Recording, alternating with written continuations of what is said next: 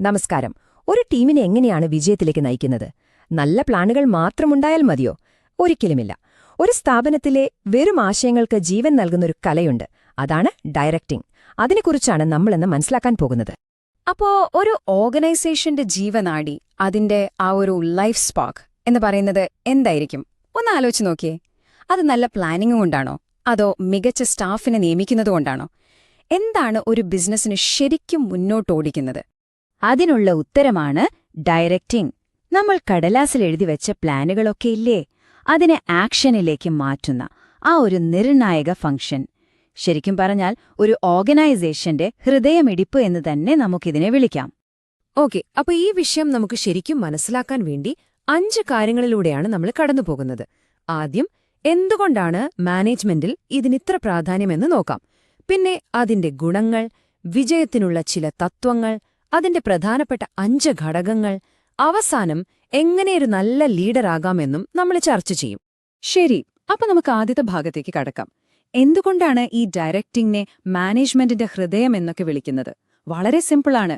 കാരണം ഇത് മെഷീനുകളെപ്പറ്റിയോ ടെക്നോളജിയെപ്പറ്റിയോ അല്ല, ഇത് മനുഷ്യരെക്കുറിച്ചാണ്. ആളുകളുമായി ഇടപെടുന്ന, അവരെ നയിക്കുന്ന ആ ഒരു പ്രധാനപ്പെട്ട കാര്യത്തെക്കുറിച്ചാണ്. ഈ ഒരു വാചകം നോക്കൂ. Directing is the heart and soul of management. മാനേജ്മെന്റിന്റെ ഹൃദയവും ആത്മാവുമാണ് ഡയറക്റ്റിംഗ് എന്ന്. കാരണം ശരിയായ ഡയറക്റ്റിംഗ് ഇല്ലെങ്കിൽ പിന്നെ എന്ത് സംഭവിക്കും? മാനേജ്മെന്റ് അവിടെ നിന്നുപോകും. എത്ര ഗംഭീര പ്ലാൻ ഉണ്ടാക്കിയിട്ടും ഒരു കാര്യവുമില്ല, അല്ലേ? ഇനി കോൺസ് ആൻഡ് ഓർഡിനലിന്റെ ഒരു ഡെഫിനേഷൻ നോക്കാം. ഡയറക്റ്റിംഗ് എന്ന് പറയുന്നത് മാനേജിംഗിന്റെ ഒരു ഇന്റർപേഴ്സണൽ ആസ്പെക്റ്റ് ആണെന്നാണ് അവർ പറയുന്നത്. അതായത് ആളുകളുമായി നേരിട്ട് ഇടപഴകുന്ന ഒരു കാര്യം. എന്തിനാണ് ഈ ഇടപെടൽ? നമ്മുടെ കൂടെയുള്ളവരെ ഓർഗനൈസേഷന്റെ ലക്ഷ്യങ്ങൾ എന്താണെന്ന് കൃത്യമായി മനസ്സിലാക്കി കൊടുക്കാനും അതിലേക്ക് ഏറ്റവും നല്ല രീതിയിൽ കോൺട്രിബ്യൂട്ട് ചെയ്യാനും അവരെ പ്രേരിപ്പിക്കുക. അതാണ് ഡയറക്റ്റ്. അപ്പോ ഈ ഡയറക്റ്റിംഗിന്റെ സ്വഭാവം എന്തൊക്കെയാണെന്ന് നോക്കിയാൽ ഇതൊരിക്കലും ഒറ്റപ്പെട്ട ഒരു കാര്യമല്ല. ഇതൊരു കണ്ടിന്യൂസ് പ്രോസസ്സാണ്. അതായത് കമ്പനിയുടെ ഏറ്റവും മുകളിലുള്ള സിഇഒ മുതൽ താഴെ ഒരു സൂപ്പർവൈസർ വരെ എല്ലാവരും ഇത് ചെയ്യുന്നുണ്ട്.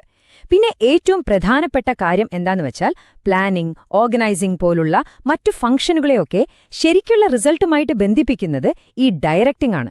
ശരി, ഡയറക്റ്റിംഗ് എന്താണെന്ന് നമുക്ക് ഏകദേശം ഒരു ഐഡിയ കിട്ടി. പക്ഷെ ഒരു ചോദ്യമുണ്ട്. എന്തിനാണിതിന് ഇത്രയധികം പ്രാധാന്യം കൊടുക്കുന്നത്? ശരിക്കും നല്ലൊരു ലീഡർഷിപ്പ് കൊണ്ട് ഒരു കമ്പനിക്ക് കിട്ടുന്ന ഗുണങ്ങൾ എന്തൊക്കെയാണ്? ഒന്നാലോചിച്ചു നോക്കിയേ. ശരിയായ ഡയറക്റ്റിംഗ് ഇല്ലെങ്കിൽ എന്തായിരിക്കും അവസ്ഥ? നല്ല നല്ല ഐഡിയകൾ വെറും ഐഡിയകളായിട്ട് തന്നെയിരിക്കും, ആക്ഷനിലേക്ക് വരില്ല. നമ്മുടെ കൂടെയുള്ളവരുടെ കഴിവുകളൊന്നും മുഴുവനായിട്ട് ഉപയോഗിക്കാൻ പറ്റില്ല.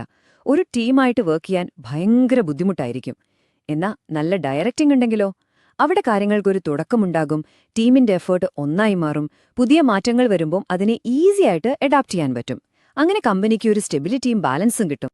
അപ്പോ ഒരു ടീമിനെ ഏറ്റവും എഫക്റ്റീവായിട്ട് നയിക്കാൻ ചില നിയമങ്ങളുണ്ട്.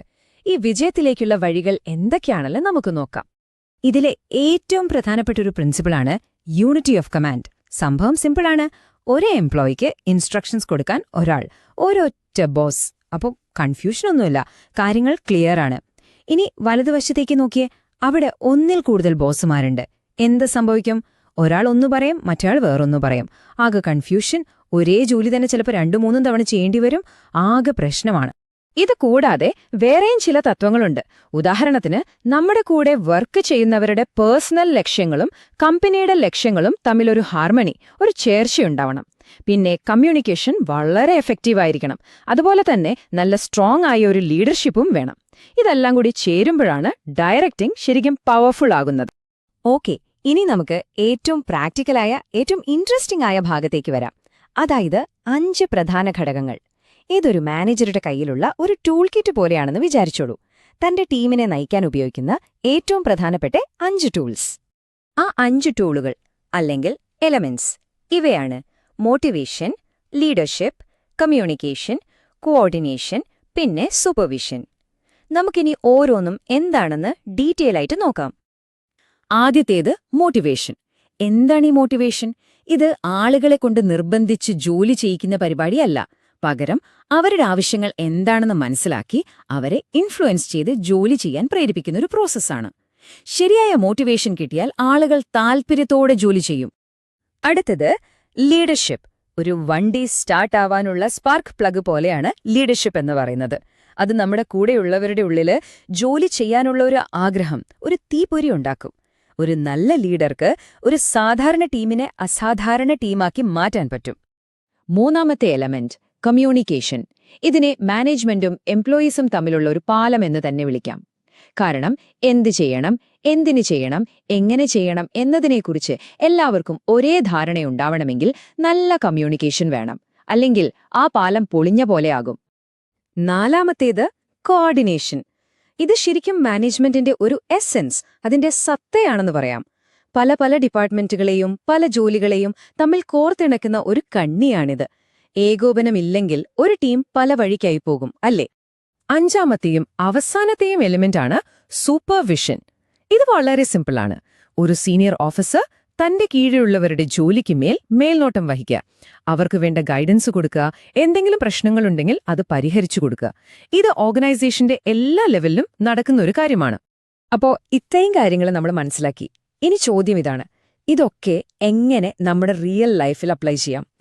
എങ്ങനെയാണ് ഒരു ഇഫക്റ്റീവ് ഡയറക്ടറായി മാറാൻ കഴിയുക? അപ്പോ ഇതിന്റെയെല്ലാം ആകെത്തുക ഇതാണ്. നമ്മളിപ്പം സംസാരിച്ച ഈ 5 എലമെന്റ്സിലെ മോട്ടിവേഷൻ, ലീഡർഷിപ്പ്, കമ്മ്യൂണിക്കേഷൻ, കോർഡിനേഷൻ, പിന്നെ സൂപ്പർവിഷൻ, ഈ 5 കാര്യങ്ങളിലും നല്ലൊരു കഴിവ് നേടുന്നതാണ് കടലാസിലുള്ള പ്ലാനുകളെ യഥാർത്ഥ വിജയമാക്കി മാറ്റാനുള്ള താക്കോല്. അപ്പോ പോകുന്നതിന് മുൻപ് ഒരു ചെറിയ ചോദ്യം. നമ്മൾ ഈ പറഞ്ഞ 5 ഘടകങ്ങളിൽ ഇന്നത്തെ ഈ വർക്കിംഗ് എൻവയറൺമെന്റിൽ മാസ്റ്റർ ചെയ്യാൻ ഏറ്റവും ബുദ്ധിമുട്ടുള്ളത്, ഏറ്റവും ചാലഞ്ചിങ് ആയിട്ടുള്ളത് ഏതാണെന്നാണ് നിങ്ങൾക്ക് തോന്നുന്നത്? വെറുതെ ഒന്ന് ആലോചിച്ചു നോക്കൂ. അടുത്ത തവണ കാണാം.